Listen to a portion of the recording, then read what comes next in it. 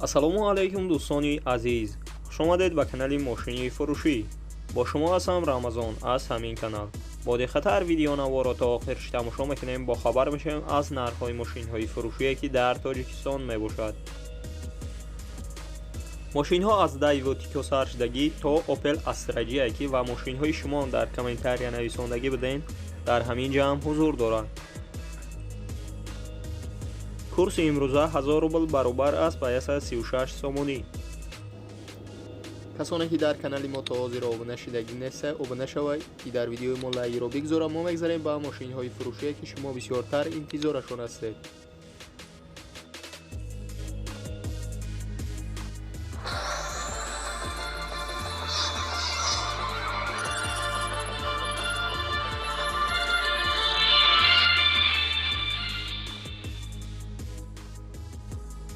якум мошини фурӯшии мо мебошад Daewoo Nexia ки соли бароишаш 1996 аст.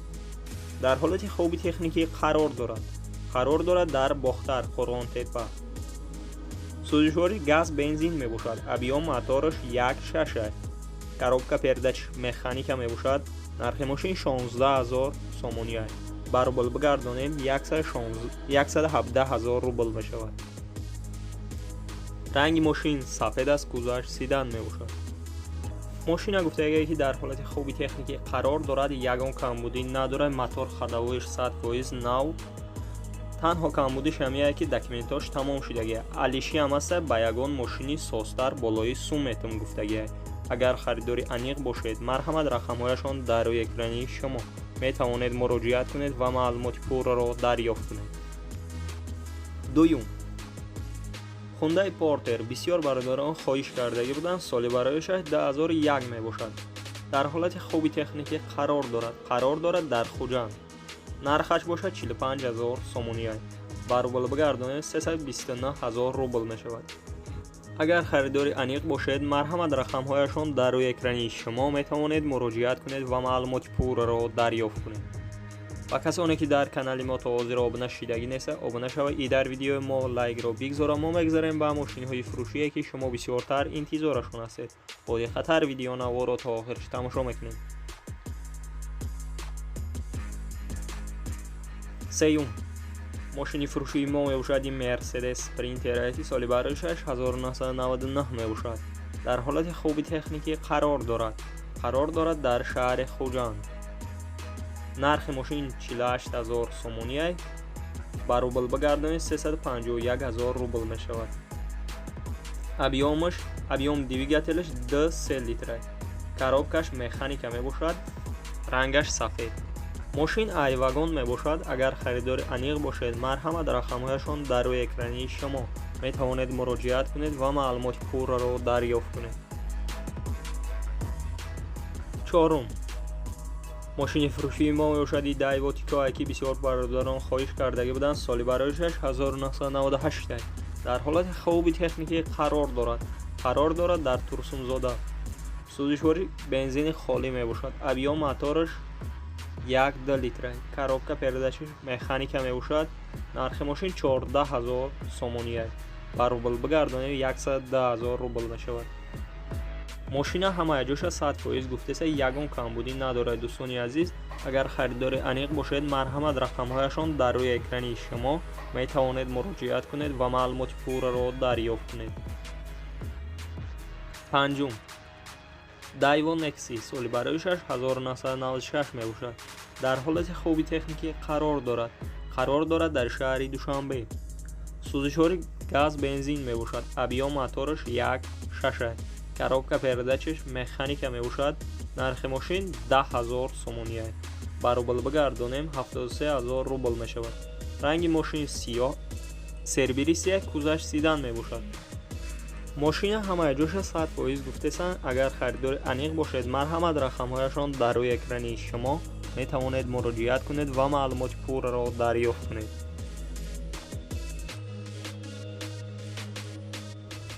шашум Opel Astra соли бароишаш 1998 аст.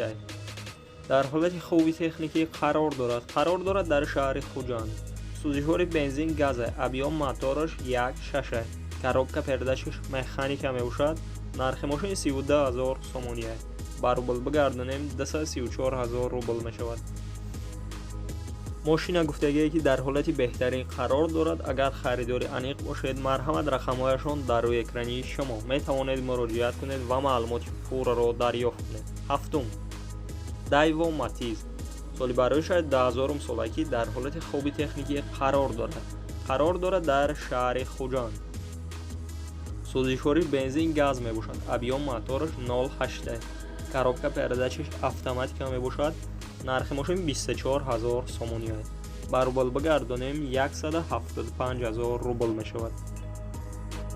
мошина состояниеша беҳтарин гуфтасе. агар харидори аниқ бошед, марҳамат рақамҳояшон дар рӯи экрани шумо метавонед муроҷиат кунед ва маълумоти пурраро дарёфт кунед.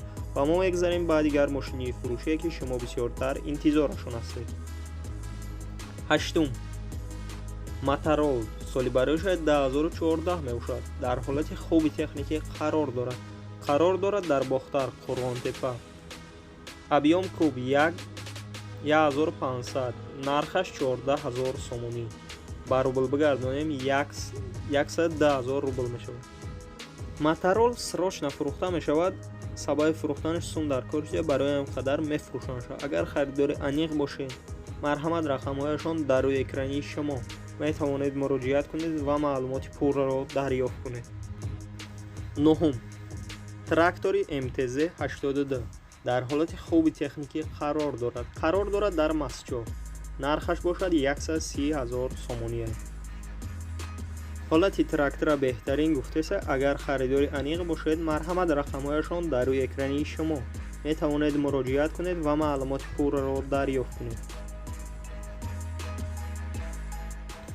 даҳум, мошини фурӯшии мо мебошади Daiwo Leganza ки соли барои 6997 дар ҳолати хуби техникӣ қарор дорад дар Бобоҷон Ғафуров. сӯзишвориш газ бензин мебошад. объём мотораш 1.8, коробка передачаш механика мебошад. нархи мошин 12000 сомония. ба рубл бигардонем 87000 рубл мешавад. ранги мошини сафед аст. кузаш седан мебошад. мошина гуфтагие ки нахадоe. агар харидори аниқ бошед, марҳамат рақамҳояшон дар рӯи экрани шумо метавонед муроҷиат кунед ва маълумоти пурраро дарёфт кунед. 11, Tangen соли барои шояд 2007 дар ҳолати хуби техникӣ қарор дорад дар шаҳри Душанбе. нархаш бошад 17500 сомония. ба рубл бигардонем 128000 рубл мешавад. Tangen гуфтагианд ки дар ҳолати хуби техникӣ қарор дорад.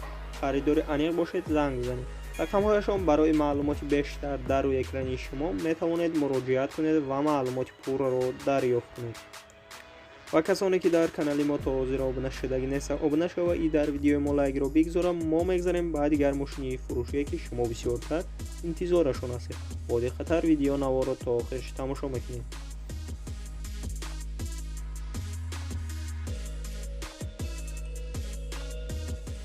12, Opel Astra G соли барои 2001 мебошад. дар ҳолати хуби техникӣ қарор дорад дар шаҳри Душанбе.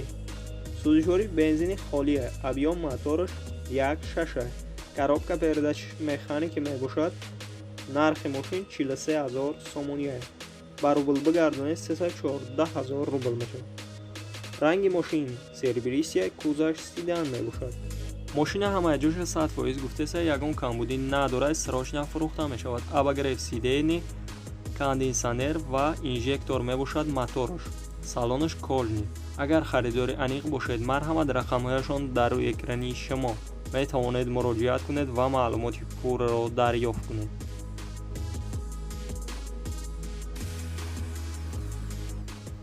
13, мошини фурӯшии мо мебошад Hyundai Porter ки соли барои 2004 дар ҳолати хуби техникӣ қарор дорад дар Хуҷанд. нархи мошин 43000 сомония. ба рубл бигардонед 314000 рубл мешавад. мошина ҳамаи ҷоша 100% гуфтеса ягон камбудӣ надорад. срочно фурӯхта мешавад. 6 балони нав дорад. аккумулятораш пачка мебошад ва кожни салон. و تخصماتش 1 ساله میباشد. اگر خریدار انیق باشید مرحمت رقمهایشان در روی اکران شما میتوانید مراجعت کنید و معلومات پور را دریافت کنید.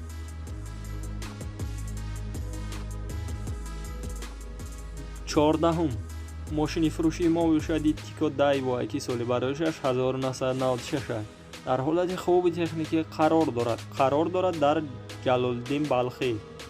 سوزشواری گاز بنزین ابیوم موتورش 1 لیتر. коробка передачаш механика мебошад. нархи мошин 14000 сомони аст. ба рубл бигардонем 110000 рубл мешавад. мошинчара гуфтагӯяд ки дар ҳолати хуби техникӣ қарор дорад, 1 сола ҳуҷҷат дорад. агар харидори аниқ бошед марҳамат рақамҳояшон дар рӯи экрани шумо метавонед муроҷиат кунед ва маълумоти пурраро дарёфт кунед.